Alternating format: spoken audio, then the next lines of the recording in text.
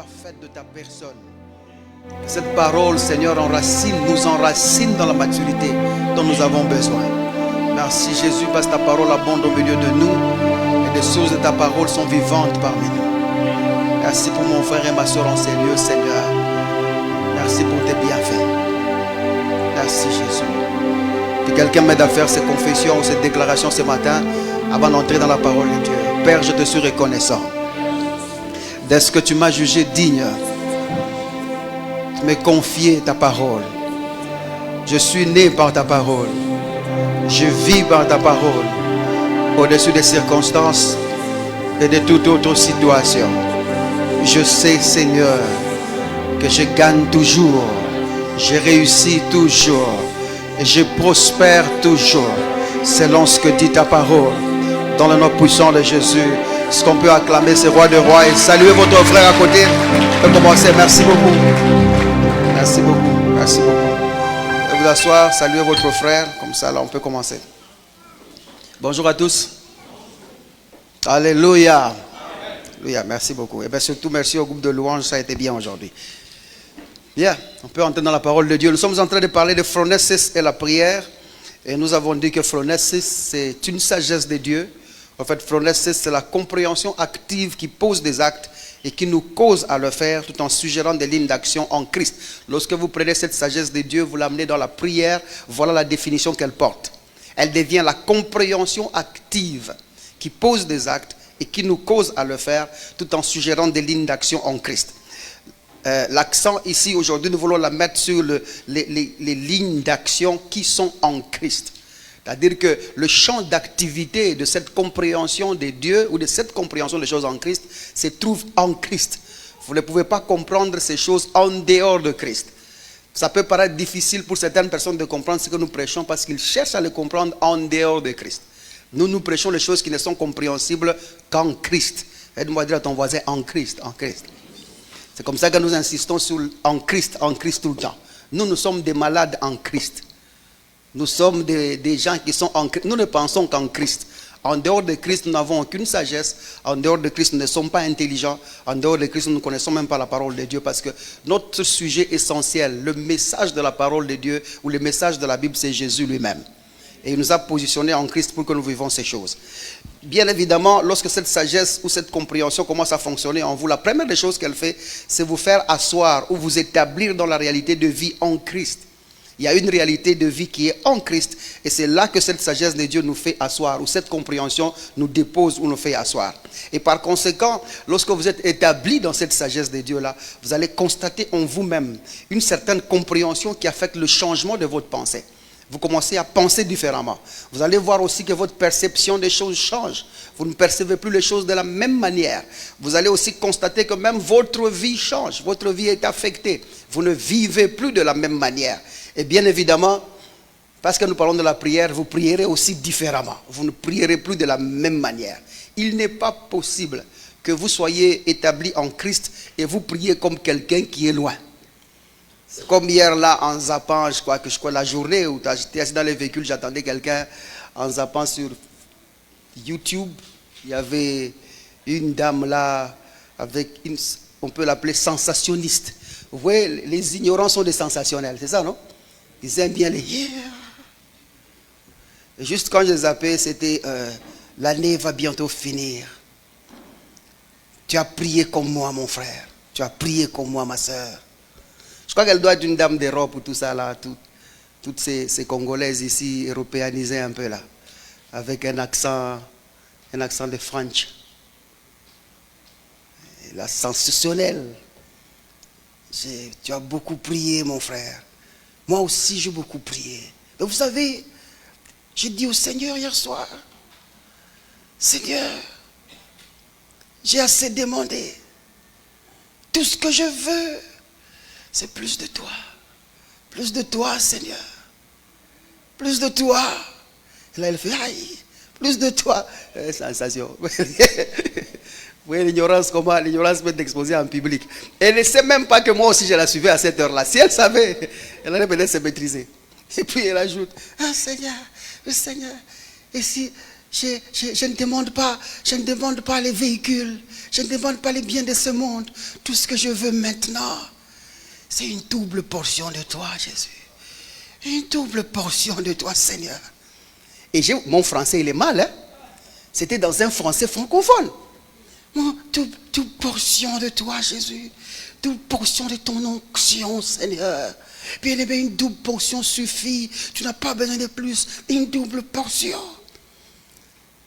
Tu vois la prière actuellement, c'est plus de grâce. Plus de grâce. Ouais, ça c'est ce que la religion fait. Tout ce que la religion fait, c'est de te placer dans un système de sensations qui te fait croire que tu es avec Dieu. Et pourtant, il est très loin. Parce que déjà, tes paroles là te trahissent. Parce que quand tu dis des choses comme tu veux plus de toi, Seigneur, ça voudrait dire quoi? Plus de toi, Seigneur, veut dire quoi?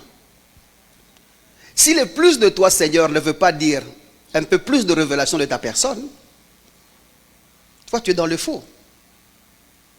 Ça va? Parce que des fois, nous pouvons utiliser le plus de toi, Seigneur, parce que nous voulons apprendre plus. Mais si le plus de toi ne signifie pas que tu veux apprendre plus ou connaître plus de Jésus et que tu veux juste, on ne sait pas quelle gloire, une dimension, tu es en dehors des Écritures parce que ce n'est pas ce que la Bible enseigne. Juste ça, ça m'a motivé un peu. Je me suis dit, je vais en parler au fait. Quand vous lisez Colossiens chapitre 1er, verset 19, il dit quoi?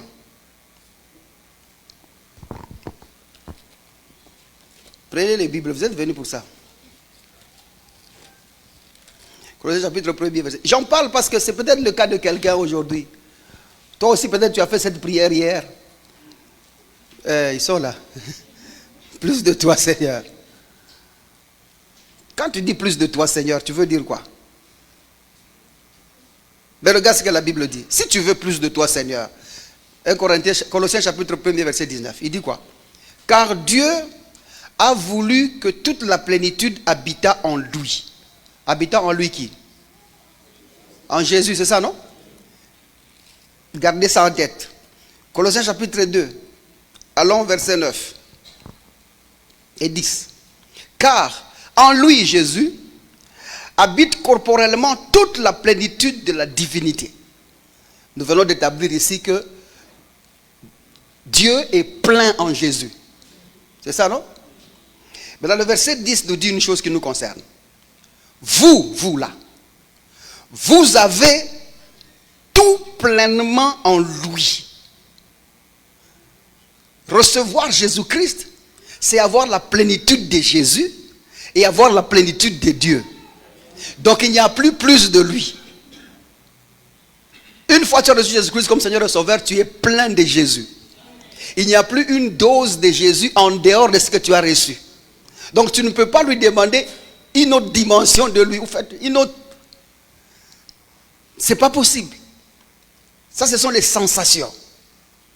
Ça va jusque là? Ou quelqu'un dit, il veut une double portion de son onction. L'onction, c'est la personne de Jésus lui-même. L'onction, c'est le Saint-Esprit. Ça va? Écoutez ce que la Bible dit. 1 Jean chapitre 2.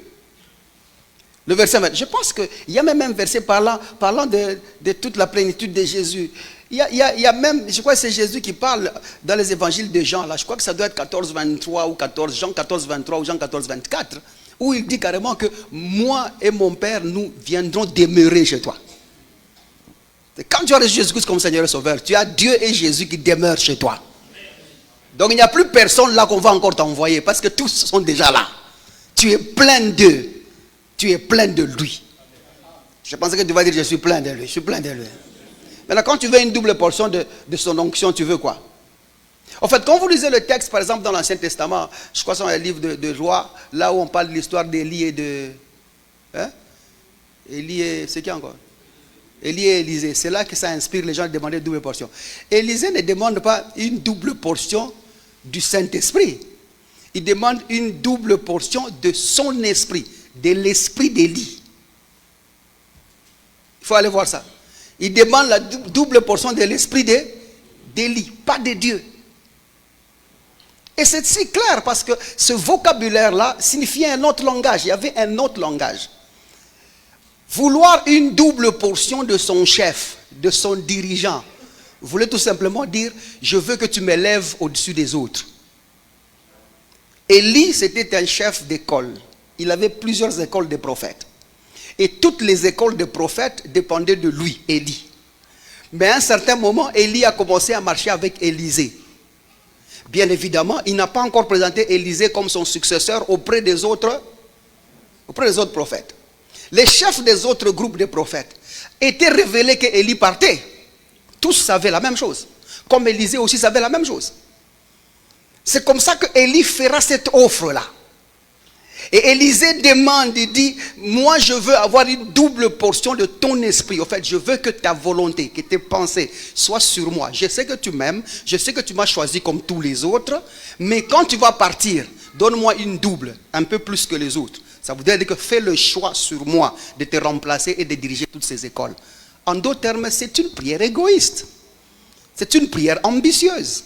Il voulait tout simplement avoir la direction des autres groupes. Point trait. Il ne demandait pas il ne demandait pas quoi? Il ne demandait pas avoir plus d'onction que lui. Et puis il y a même des gens qui ont menti pour dire il a fait 2 fois plus de miracles qu'Élie. Vous avez compté? Vous avez compté? Si avoir plus d'onction était déterminé par le nombre de miracles que nous faisons, et nous autres qui vivons des miracles tous les jours, donc nous dépassons de loin. Est-ce qu'on peut même compter les miracles que nous vivons tous les jours aujourd'hui? Non. Si la portion d'onction dépendait, donc nous sommes à 40e portion. Nous, on doit être à 1000 portions ou 1 million de portions. Non, 1 million même c'est peu. Milliards de portions. Je parle à quelqu'un jusque-là. Mais allons à un Jean là, c'est ce qui nous intéressait. J'ai donné juste la petite histoire pour que quelqu'un comprenne. Quelqu'un a été édifié jusque-là? 1 Jean chapitre... Aujourd'hui on va beaucoup lire en fait. 1 Jean chapitre... Je crois que c'est 2. Allez au verset 20. 1 Jean chapitre 20, verset 2. Il dit quoi? Pour vous, pour nous, vous avez reçu l'onction de la part de celui qui est saint. Et vous avez tous de la connaissance. On vous donne même le rôle de l'onction. Le rôle de l'onction, c'est pour... Ce n'est pas pour double portion, comme si tu veux faire quelque chose. L'onction ne fait rien d'autre que t'enseigner. Nous avons déjà reçu l'onction. Il n'y a pas une autre dose d'onction à l'extérieur. Ça va? Regardez le verset 27 du même chapitre. Il dit pour vous, l'onction que vous avez reçue de lui demeure en vous. L'onction demeure où? Vous allez le chercher ailleurs? Vous allez le demander? Personne n'a jamais demandé l'onction. Au fait, demander l'onction, ce n'est pas connaître la parole de Dieu. Parce que du moment que tu reçois Jésus-Christ comme Seigneur et Sauveur, dans les paquets du salut, il y a aussi l'onction. Parce que la personne du Saint-Esprit, c'est ton onction, sans dose ni mesure. Tu l'as en toute plénitude. Aide-moi à ton voisin, arrête ces genres de prières-là. Arrête de prier comme ça. Et quand tu désires plus de grâce, tu veux encore dire quoi? Éphésiens chapitre 4, verset 7. Pour qu'on ne dise pas que nous sommes là en train de contredire les gens. On ne contredit pas les gens, nous éduquons la masse. Vous voyez là, ça va bouffer 15 minutes, c'est mon sermon. C'est combien que j'ai dit? Ephésiens chapitre 4, verset 7. Mais à chacun de nous, la grâce a été donnée. À combien de nous? À chacun de nous, la grâce a été donnée selon la mesure du don de Christ. Vous avez reçu, nous avons tous reçu par la foi en Jésus-Christ la mesure du don de Christ. Avoir reçu Jésus-Christ comme Seigneur et Sauveur, c'est avoir reçu toutes les grâces de Dieu. Nous sommes pleins de grâces et ça ne se cherche même plus. Ça va jusque-là? D'ailleurs, Jean a présenté, lorsque Jean introduisait Jésus, Jean chapitre 1 verset 16. C'est le dernier verset, puis on entre dans ce que j'ai prévu aujourd'hui. Jean chapitre 1 verset 16. Il dit quoi? Et nous avons tous reçu. Nous avons tous fait quoi? Reçu de sa plénitude. Hein? Nous avons reçu quoi? De sa plénitude, on a reçu quoi? Grâce pour grâce. Tu as la grâce en abondance pour ne plus en demander dehors. Aide-moi à dire, je suis plein de grâce. Tu n'en cherches pas. Tu es tellement plein de grâce que tu n'en cherches plus. Ta vie est grâce. Ta vie est pleine de grâce. Et tu sais quoi? Tu ne vis même plus par la grâce. Tu vis dans la grâce. Tu n'es pas sous perfusion de grâce, mais tu es tombé dedans. Tu es dans la grâce de Dieu et ça abonde. Savoir ça, ça change beaucoup de choses. Là où on parlera faveur de Dieu, c'est toi qui es favorisé. Là où on parlera grâce de Dieu, c'est toi qui es gracieux. Parce que tu es dans la grâce de Dieu. C'est comme si je parlais à un étranger. Est-ce que je parle à ta personne jusque-là? Tu es plein de grâce et ça ne changera pas au nom de Jésus-Christ. Tu n'as pas besoin d'en demander. Tu es déjà plein. D'ailleurs, plus que ça, je pense que ce sera la folie. Tu ne peux pas dépasser la grâce que tu as là. Parce que la grâce, c'est une personne. La grâce, c'est Jésus-Christ lui-même. Et il abonde en toi, il est plein en toi.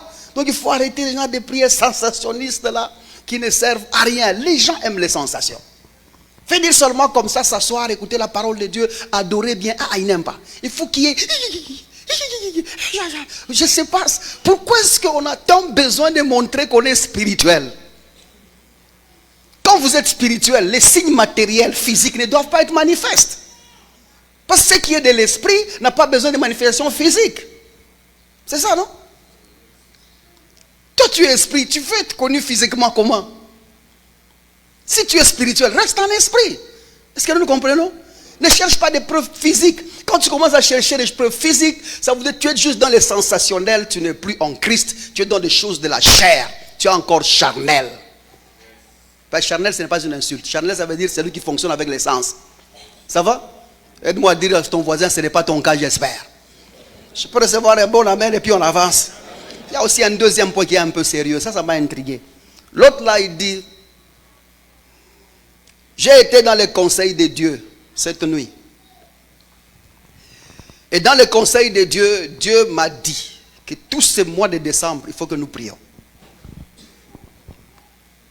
Ma question c'est où le conseil de Dieu? C'est où? C'est quand? Ça veut dire des choses comme ça. C'est ce que nous disons la religion. Elle est méchante. Parce que la religion, en fait, son arme ou ses armes majeures, c'est la culpabilité et la peur. Quand quelqu'un est dans la religion, vous allez découvrir le signe que ce qu'il dit là diffuse soit la culpabilité, soit diffuse la peur. Parce que le problème, c'est manipuler les gens. S'il vous laisse sous la peur, il peut vous manipuler. S'il vous laisse dans la culpabilité, il peut vous manipuler. Maintenant, dire des choses comme ça, c'est très manipulatif ou manipulative. Tu as été dans le conseil de Dieu. C'est où? Et encore une fois, quel que soit l'âge ou la taille de cet homme, ça montre qu'il est ignorant en ce qui concerne les choses en Christ. Il ne sait même pas ce que la Bible veut dire conseil de Dieu. Quand la Bible parle du conseil de Dieu, il veut dire quoi? L'expression conseil de Dieu est utilisée dans la Bible pour traduire son plan, son projet, ses pensées. Est-ce que nous comprenons? Ou encore les conclusions de ses décisions. C'est ce qu'on appelle conseil de Dieu. Et aujourd'hui, conseil de Dieu, c'est Jésus. Parce que dans le conseil de Dieu, il n'y a que Jésus. Du conseil de Dieu est sorti Jésus. Est-ce que nous comprenons? Il est le message du conseil de Dieu. Ce qui est sorti du conseil de Dieu, c'est Jésus-Christ lui-même. Quand on parle conseil de Dieu, ça ne veut pas dire que Dieu s'est réuni avec les gens. Demandez à ton voisin, grandit. Dieu n'a pas réuni des gens et toi tu étais là. Tu vois, ça c'est du sensationnisme. Ça existe, hein? Les bougnons coutou. Dieu n'a pas réuni les gens dans lesquels toi aussi tu étais, tu as participé. Dieu a-t-il besoin de faire une réunion pour prendre un décret? Dieu a-t-il besoin que ses avis soient adoptés ou acceptés par quelqu'un? Et ça, c'est réduire Dieu, vraiment. C'est faire de Dieu. Même notre président décide seul. Et donc, c'est faire de Dieu un chef du village. Donc, un chef tribal, quoi. Il rassemble les 12 sages. Et puis, il est là. Jambo yenu, jambo sana wazee, mnakaribia, tunakaribia. Nilikuwa nafikiri. J'étais en train de penser. Et toi, tu es là, tu viens nous rapporter nous ce qui a été décidé là-bas. Grandis, mon frère. Regarde ce que la Bible dit. Éphésiens chapitre 1er. Qu'on voit un peu s'il y a quelque chose du conseil de Dieu ici. Et ça commence à être de trop. Tout le temps, conseil de Dieu, conseil de Dieu, conseil de Dieu, conseil de Dieu. Non, quand même. Éphésiens chapitre 1er. Je crois que c'est le verset 11.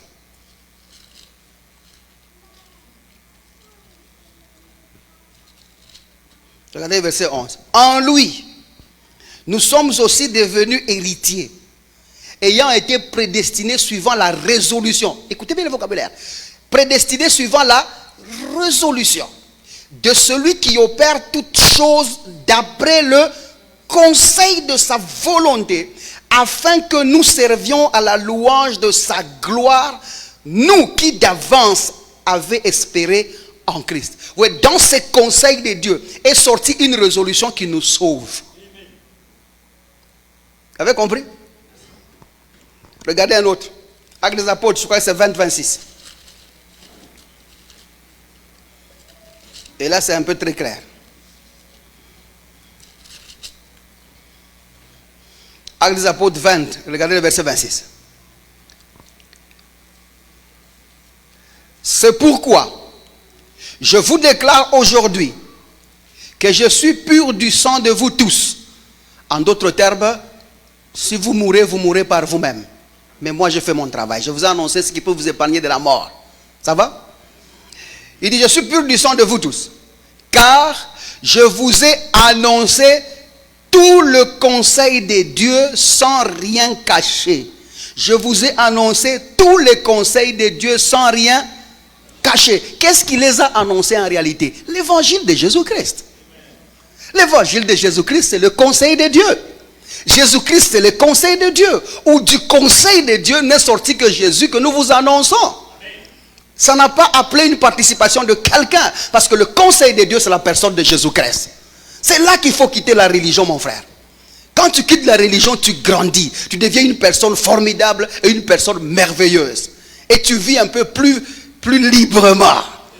Et si c'est ton cas, dis un bon amen, comme ça on poursuit. Et c'est là que nous avons dit, au fait, ces choses, lorsque vous êtes établies, ça nous rappelle que naître de nouveau, en réalité, c'est un changement d'identité aussi. Un changement d'appartenance, un changement de statut. Tu n'es plus la même personne, tu as changé complètement. J'ai parlé dernièrement en train d'introduire les 5 positionnements majeurs qui pointent au changement d'appartenance. Nous avons dit que l'homme en Christ a changé de nature. Il a changé de localisation. Il a changé de destinée. C'est le plus immortel. Et l'homme en Christ, nous avons dit, il n'est plus sous les mêmes sphères de domination parce que maintenant il est dominé par autre chose. Il est dans un autre royaume. Quelqu'un me comprend? Et là, cinquièmement, nous sommes en train de parler du fait que l'homme en Christ a complètement changé de propriétaire. Et ça, c'est bien à connaître pour quelqu'un. Bouge un peu ton voisin, dis, suis-le maintenant. L'homme en Christ, c'est celui qui a changé de propriétaire. En parlant de changement de propriétaire, nous ne parlons pas seulement de changement de possession. Mais nous sommes en train de parler de changement de filiation et de culture. Là, je suis d'abord pointé sur le fait de filiation. Quand tu changes la propriété, tu changes aussi de filiation, parce que c'est une conséquence. Alors comment ça s'est opéré? Parlant de changement de filiation, qu'est-ce qu'on veut dire? Changement de filiation, ce n'est pas seulement un changement de possession, mais aussi d'appartenance et d'identité. Ta filiation a été changée, ton appartenance a changé et ton identité a changé parce que tu as changé de filiation. Ça va jusque-là? Ce que nous voulons dire sur ceci, c'est que nous étions autrefois sous l'autorité de quelqu'un d'autre. Mais par la foi en Jésus-Christ, nous avons changé de propriété parce que le prix a été payé. Nous appartenions à un ancien maître, le prix a été payé et nous ne sommes plus sous ce maître-là. Maintenant, nous sommes sous un autre maître. C'est clair jusque-là? Bouge un peu ton voisin, dis-lui, est-ce que c'est clair jusque-là? Maintenant, quand tu es un homme en Christ, il faut savoir que tu n'as plus le même maître ancien là. Le prix a été payé et tu es libre de cet ancien maître. Tu es maintenant sous un nouveau maître. Et le rachat ou le prix du rachat qui a été payé a donc fait de Dieu notre propriétaire exclusif. L'homme en Christ à ce moment-là est dans toute sa totalité, en toute sa plénitude, une propriété de Dieu. Et il ne s'appartient même plus lui-même. Il appartient à une nouvelle personne qui est Dieu lui-même. Quelqu'un me comprend jusque-là? L'homme en Christ a changé, donc il a complètement changé, non seulement de propriétaire, mais aussi d'appartenance. Parce que le fait de changer de propriétaire, tu n'appartiens plus à l'ancienne personne, maintenant tu appartiens à la nouvelle personne. Lorsque tu avais un autre propriétaire, tu appartenais à ce propriétaire-là. Maintenant que le prix a été payé, tu appartiens à un autre propriétaire. Donc le changement de propriétaire, c'est le changement aussi d'appartenance. C'est clair jusque-là? Ce n'est pas un jeu de mots, mais c'est très important. Une fois la propriété changée, l'appartenance change. Et parce que le prix a été payé. Quelqu'un me comprend jusque-là? Maintenant, il est important que nous puissions essayer d'établir un peu ces choses pour voir si l'homme en Christ a donc changé non seulement de propriétaire, mais d'appartenance. Qu'est-ce que la Bible dit dessus? Sur notre changement d'appartenance. Éphésiens chapitre 2, verset 10. C'est un verset que nous connaissons tous. Il dit, nous sommes son ouvrage. Nous sommes son ouvrage. C'est l'ouvrage de qui? De Dieu. Nous sommes son ouvrage. Il dit créé en Christ pour les bonnes œuvres qu'il a préparées d'avance. Nous sommes son ouvrage. Nous n'appartenons plus à quelqu'un d'autre. Nous sommes une propriété privée de sa personne, une marque privée de son industrie, une made in Jesus. C'est comme vous disiez le made in China ou made in. Tu es made in Jesus. Et si on veut te trouver toi, il faut qu'on aille voir le fabricant. Le fabricant c'est Dieu. Il est le seul dépositaire de la marque Jésus que tu es. Nous l'appartenons, nous sommes sa propriété. Romains chapitre 8, verset 9. Regardez ce que Romains chapitre 8, verset 9 dit. Pour vous, vous ne vivez pas selon la chair, mais selon l'esprit. Si du moins l'esprit de Dieu habite en vous. L'esprit de Dieu habite en quelqu'un ici? Maintenant que l'esprit de Dieu habite en vous, écoutez ce qu'il dit. Si quelqu'un n'a pas l'esprit de Dieu, il ne lui appartient pas. Donc quand tu as l'esprit de Dieu, tu appartiens à Jésus. As-tu l'esprit de Dieu? Oui, voyons Éphésiens chapitre 1 verset 13. La Bible dit que nous avons été scellés du Saint-Esprit. Par la foi en Jésus-Christ, nous avons été scellés du Saint-Esprit. 1 Corinthiens chapitre 6 verset 17. La Bible dit que celui qui s'y est attaché au Seigneur est avec lui un même esprit. Donc non seulement nous avons l'esprit de Dieu, mais nous sommes aussi attachés au Seigneur dans le même esprit. Nous n'avons pas seulement le Saint-Esprit, mais nous sommes aussi dans le Saint-Esprit. Et parce que nous avons le Saint-Esprit et nous sommes dans le Saint-Esprit, nous sommes donc une propriété de Dieu. C'est un signe visible que tu es une propriété de Dieu. Regardez Romains chapitre 14, le verset 8. Tu as de prouver seulement notre appartenance ici. Romains chapitre 14, le verset 8. Il dit, car si nous vivons pour le Seigneur. Et si nous mourons pour le Seigneur. Soit donc que nous vivons, soit donc que nous mourons, nous sommes au Seigneur. C'est-à-dire que Dieu t'appartient même dans ta mort physique. Dieu, au fait, tu es une propriété de Dieu même dans ta mort physique. Quelqu'un me comprend jusque-là? C'est-à-dire que ce n'est pas parce que tu es vivant que tu appartiens à Christ. Même quand tu es mort physiquement, tu appartiens aussi à Christ. Tu es sa propriété. C'est comme ça qu'il peut ressusciter les morts. C'est comme ça parce qu'il a l'autorité sur ta personne. Est-ce que quelqu'un me comprend jusque-là? Nous sommes à Dieu, nous lui appartenons. Bouge ton voisin et dis, tu appartiens à Dieu. Gronde-le un peu parce que lui ne comprend pas bien. Tu appartiens à Dieu. Tu ne l'as pas grondé, moi j'ai dit gronde-le. Gronde-le, tu appartiens à Dieu. Tu es en train de vouloir m'expliquer que cette maladie exagère. Tu appartiens à Dieu. Tu veux m'expliquer que les sorciers t'attaquent. Tu appartiens à Dieu. Tu es en train de vouloir me dire qu'il y a un esprit de réclamation. Non, tu appartiens à Dieu. Et parce que tu es dans les mains de Dieu, personne ne te réclame. En fait, tu vois, c'est quelqu'un qui te poursuit. Et puis, tu vois, il y a des endroits, par exemple. Tu vois, nous, avant, quelqu'un m'avait fait rire ici. Un monsieur avec qui nous collaborons à l'époque. Il me dit, la PCR me chasse. Mais je poursuis, je dévie. Et puis, je trouve la route. Je suis au niveau de la présidence, là. Vous voyez la présidence, là? Il dit, chante là-bas. Et comme c'est 40 à l'heure, je ralentis. Je commence à aller doucement. Je regarde derrière, la PCR en train de me dire, partez. Il y a des endroits, quand tu entres, la poursuite s'arrête. Même s'il y avait un sorcier qui te poursuivait, du moment que tu es en Christ, la poursuite s'arrête. Parce que non seulement il sait qu'il n'a pas accès là-bas, il sait aussi que si celui de là les voit, c'est un problème. Est-ce que quelqu'un me comprend jusque-là? Si tu as cette pensée dans ta tête là, les choses changeront au nom de Jésus-Christ. Tu peux pas être bougé par quoi que ce soit. Les temps changent, les situations changent, tu restes dans le Seigneur. Tu es dans le Seigneur. Quel que soit ce qui se passe, tu appartiens à Dieu. Elle m'a dit, j'appartiens à Dieu. J'appartiens à Dieu. Regardez Romains chapitre 8, allons au verset 16. Au cas où tu doutes. Il dit, l'Esprit lui-même, le Saint-Esprit lui-même, rend témoignage à notre esprit que nous sommes enfants de Dieu. Nous sommes ses enfants. Et l'Esprit parle dans nos cœurs. Que nous sommes ses enfants. Nous lui appartenons. Et quand ce français semble difficile, voyons ce que la prophétie disait en Psaume chapitre 100. C'est un verset qu'on lisait quand nous étions des enfants. Mais là, vous qui n'avez pas fait les codim, profitez. Psaume chapitre 100. Regardez le verset 3. Il dit, sachez que l'Éternel est Dieu. Certaines personnes ne sachent pas. Sachez que l'Éternel est Dieu. Et puis il ajoute, c'est lui qui nous a fait. Tu n'es pas venu sortir de quelque part par toi-même. C'est lui qui nous a fait. Tu es une fabrication de Dieu. Lui seul connaît le plan, la chimie, le processus. Il t'a créé lui-même. Il sait avec quoi il t'a fait. Et puis il ajoute, et nous lui appartenons.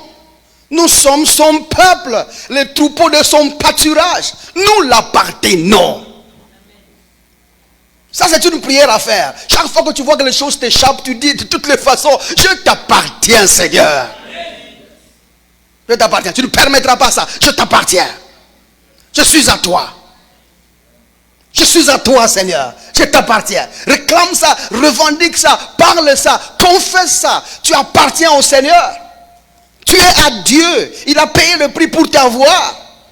La deuxième chose dans ça, c'est que Dieu a payé le prix, non seulement pour que tu l'appartiennes, mais pour que tu l'appartiennes lui seul. Quelqu'un m'a compris jusque-là? Le prix a été payé pour que tu l'appartiennes lui seul. Que tu sois à Dieu lui seul, sans quelqu'un d'autre. Le prix a été payé pour que tu appartiennes à Dieu. Apocalypse chapitre 5, le verset 9. Gloire à Jésus. Amen. Apocalypse chapitre 5. Regardez le verset 9.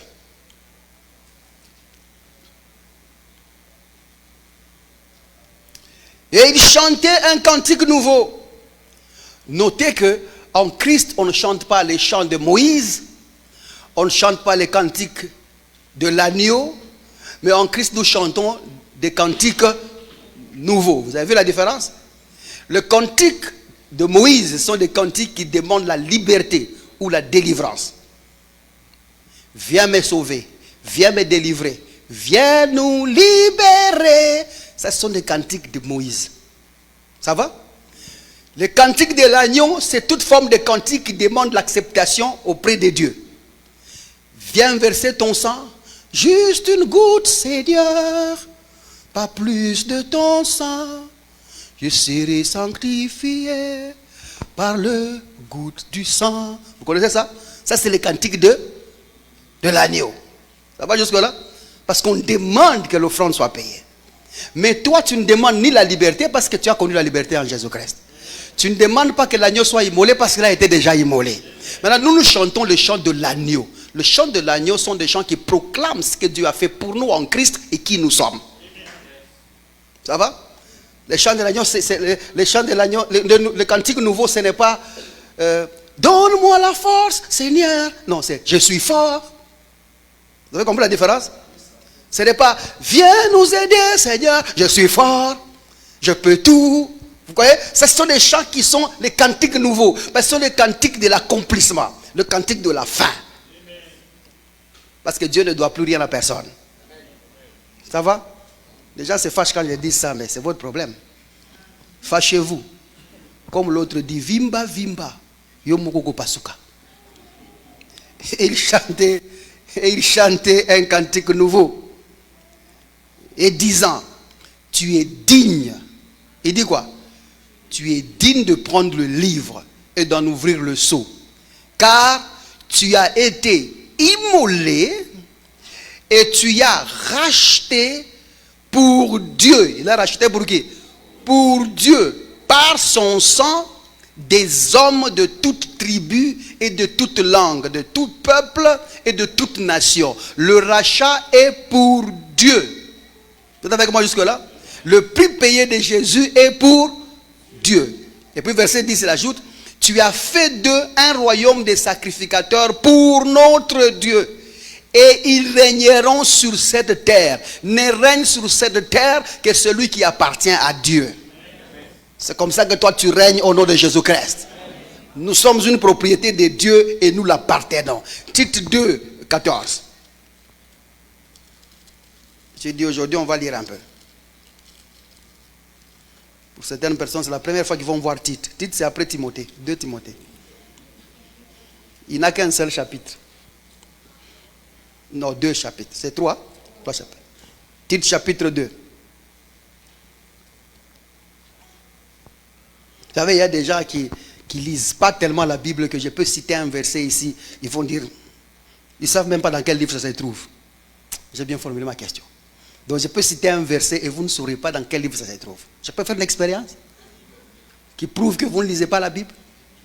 Et ce matin-là, comme il était écrit, le Seigneur fit lever soudainement et dit à Pierre, où se trouve la nourriture de ce matin?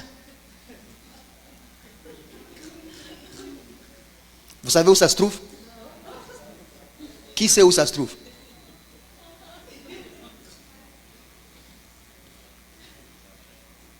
Vous ne savez pas où ça se trouve? Qui pense que ça peut être dans Matthieu? Là où on parlait de Jésus, c'est à Matthieu, hein? Marc. Qui pense que ça peut être en psaume? Hein? Pardon? Oui, il avait faim. Une autre fois, là, il avait faim. Il s'aimait avec la femme au puits de Jacob. Vous vous rappelez le puits de Jacob? Jésus avait faim au puits de Jacob. Et d'ailleurs, même quand il a fini de jeûner, là, il a fini de prier, la Bible dit il eut faim. C'est comme ça que l'ennemi vient lui chercher le problème des pains. Parce qu'il avait faim. Au puits de Jacob, il avait faim. Ils avaient tellement tous faim que pour aller acheter à manger, il fallait que tout le monde parte et lui laisse seul. Enfin, il n'y avait que Jésus qui n'avait pas la force d'aller au marché ce jour-là. C'est comme ça qu'il est resté rencontrer cette femme. Et le gars avait faim. Jésus avait faim. Et il y a pas, rares sont les endroits où on parle de manger et Jésus ne mange pas. Là où on cite Jésus qui a la bouffe, il mangeait. Allez vérifier. Il mangeait. Maintenant, mon verset, il est dans quel verset? Qui pense qu'il se trouve nulle part? 4 personnes. Qui pense que ça doit être quelque part? 2 personnes. Vous voyez? Donc il faut lire la Bible. Vous voyez, ce verset-là, même si je l'ai cité avec un langage biblique, il n'est pas dans la Bible. Et c'est comme ça que nous tombons chaque fois. Quelqu'un peut sur la terre déclarer un truc et vous pensez que c'est vrai. Surtout en Swahili. Surtout en Swahili. Elle nous avait frappé, je vais traduire après. Elle nous avait frappé un jour, il dit, usiku ule, Bwana akasema, kesho asubuhi wataona moto yako. Cette nuit, le Seigneur dit, demain matin ils verront ton feu. Bon, comme nous étions des enfants, on n'a pas pu vérifier. Mais quand nous avons grandi, un jour je le croise et j'y pense ça. J'ai dit, mais Seigneur, vous avez menti en fait. Vous avez menti en fait. C'est lis la Bible par toi-même. Ça va jusque là? Lis la Bible par toi-même. Et ça, ce sont juste des exemples terre à terre que je donne. Mais il y a des exemples tels que combien des animaux Noé a mis dans les bateaux. Vous pensez que c'est combien? Vous dites il a mis 2, c'est comme ça? C'est vrai? Vous avez lu ces 2. Qui a coupé les cheveux de Samson? C'est Delilah. Vous avez lu, on écrit Delilah? Ce sont des petites choses qu'il faut voir par vous-même. Il faut lire par vous-même. Quelle a été la longueur des cheveux de Jésus? Ah, j'aime. Bon, rentrons dans ce qu'on vient de faire ici. Sinon, on va aller à l'Écodim. Tite, chapitre 2. Regardez le verset 14. Il dit, notre Dieu est sauveur Jésus-Christ, qui s'est donné lui-même pour nous. Il s'est donné pour nous, afin de nous racheter de toute iniquité et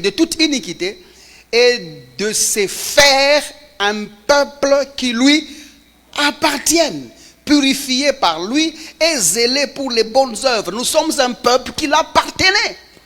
Nous appartenons à Dieu seul. Le prix a été payé pour que nous soyons une propriété privée de Dieu. Est-ce que quelqu'un comprend ça? 1 Pierre chapitre 2 verset 9. J'ai pris seulement le verset majeur, il y en a plusieurs. 1 Pierre chapitre 2 verset 9. Il dit, vous au contraire, vous êtes une race élue, un sacerdoce royal, une nation sainte, un peuple acquis. C'est-à-dire qu'il a payé le prix pour vous avoir. Afin que vous annonciez les vertus de celui qui vous a appelé de ténèbres à son admirable lumière. Verset 10. Vous qui autrefois n'étiez pas un peuple. Donc nous n'étions pas un peuple avant d'être en Jésus-Christ.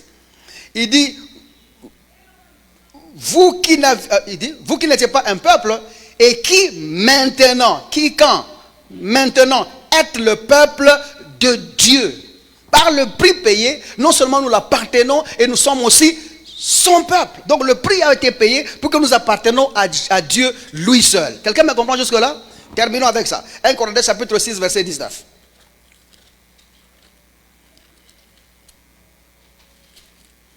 1 Corinthiens chapitre 6. Regardez le verset 19.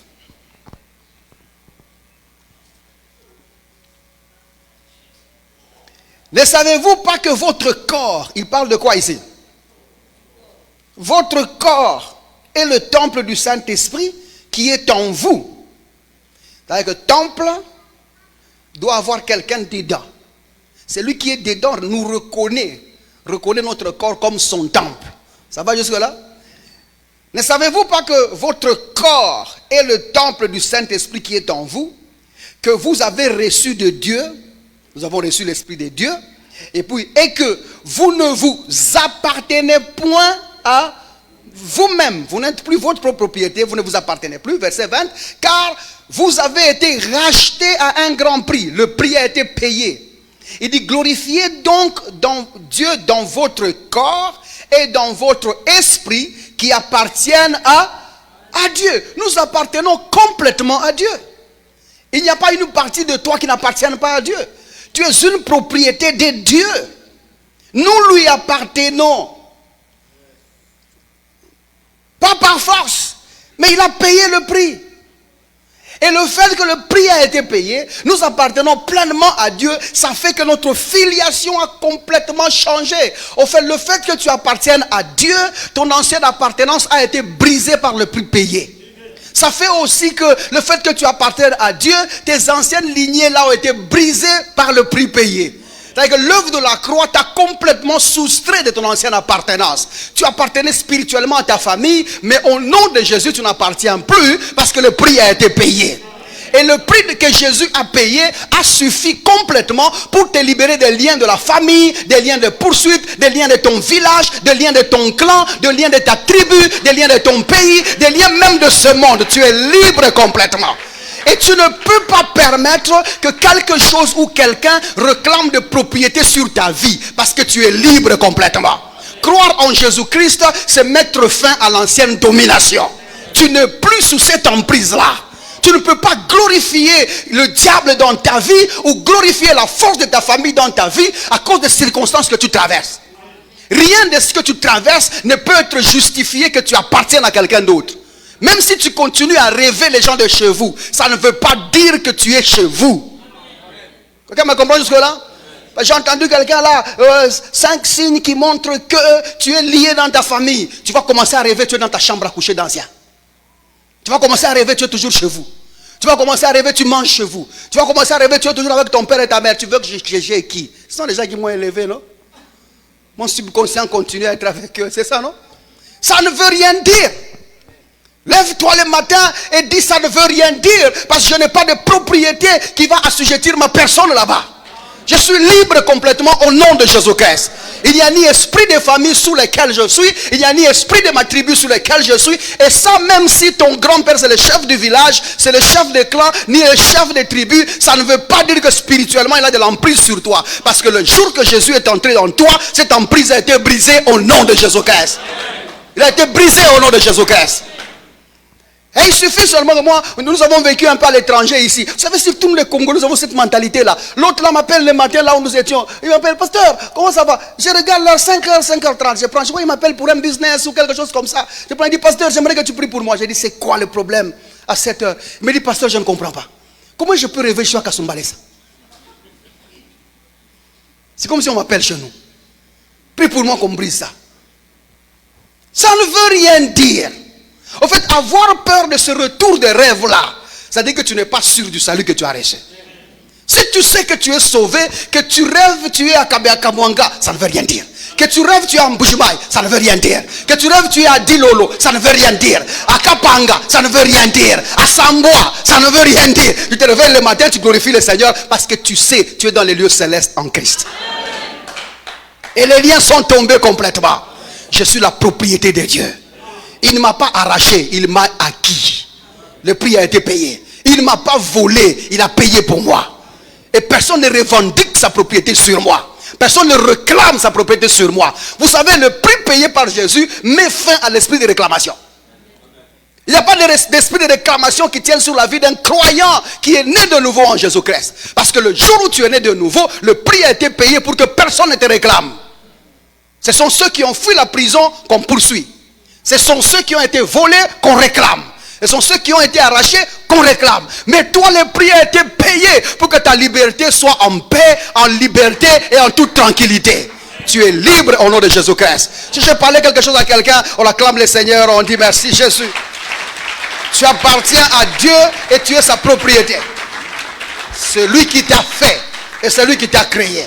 Aujourd'hui, nous voulons avoir les 5 minutes qui restent pour que quelqu'un dise ces choses. Parce que des fois, il faut le dire par toi-même pour que ton esprit s'assoie. Parce que quand tu confesses les choses, ça s'assoit dans ton esprit, ça s'assoit dans ton mental. Il est important pour un croyant, reconnu que le prix a été payé comme tu le sais aujourd'hui, que tu scelles ça par la parole, que tu dis Seigneur, je sais, je t'appartiens. Je vivrai comme ta propriété. Je vivrai dépendant de toi. Je sais que personne ne me réclame. Ben, je suis à toi seul et à toi seul. Quelqu'un me comprend jusque-là? Tiens-toi debout là où tu es, parce que c'est une prière qui va demander un peu de décision. Ça va? Acclame le Seigneur comme ça, on finit par là. Vos acclamations, c'est comme si vous êtes encore propriété de l'autre.